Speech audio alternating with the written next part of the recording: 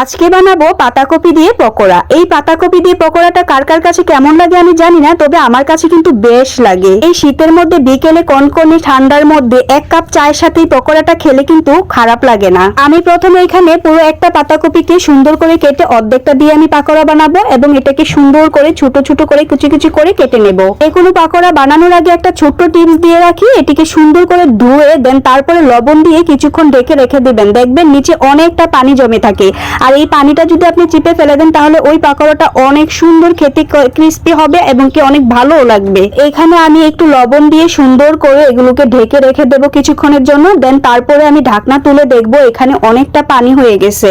এবার আমি এগুলোকে সুন্দর করে চিপে চিপে পানিটাকে বের করে আলগা করে নেব। দেখতেই পারতেছেন এখানে কতটুকু পানি জমেছে, আর এই পানিটা যদি থাকতো পাতাকপির মধ্যে তাহলে কিন্তু পকোড়াটা ক্রিস্পি হতো না। এবার এগুলোকে আমি চিপে চিপে সুন্দর আলাদা একটা পাত্রের মধ্যে নিয়ে নেব। সবগুলো পানি ঝরিয়ে নেব একটা আলাদা পাত্রের মধ্যে। দেখেন নিচে আমার অনেকগুলো পানি জমেছে।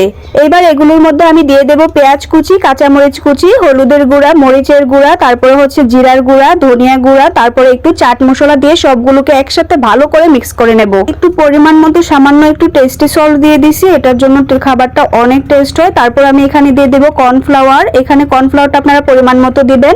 তারপরে আমি এখানে বিস্কুটের গুঁড়া দিছি, টোস্ট গুঁড়া যেটাকে বলে। এবার এগুলোকে সুন্দর করে হাতে মেখে নেব। আমার এগুলো এখানে মাখা হয়ে গেলে এবার এটার মধ্যে আমি দিয়ে দেব একটা ডিম। এখানে একটা ডিম দেওয়ার পর এগুলোকে আমি আবারও ভালো করে মেখে নেব।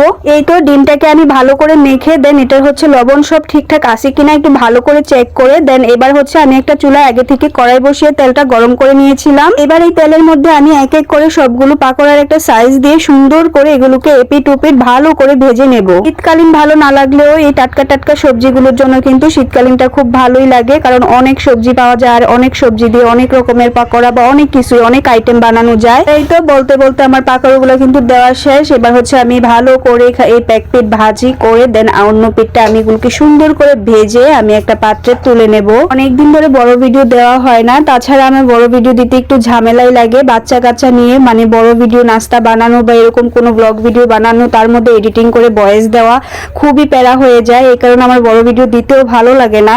আর আমার মেয়েটা তো অনেক বেশি চঞ্চল, অনেক বেশি বিরক্ত করে। তো যাই হোক, তারপরেও মাঝে মধ্যে সময় বের করে হলেও বড় ভিডিও দেওয়া লাগে। এই তো কথা বলতে বলতে আমার পাকোড়াগুলো ভাজা হয়ে গেছে, আমি এগুলোকে তুলেও নিয়েছি। দেন এবার হচ্ছে আমার ফাইনাল লুকটাকে আমি আপনাদেরকে দেখাচ্ছি, পাকোড়ার ফাইনাল লুক যেটাকে বলে।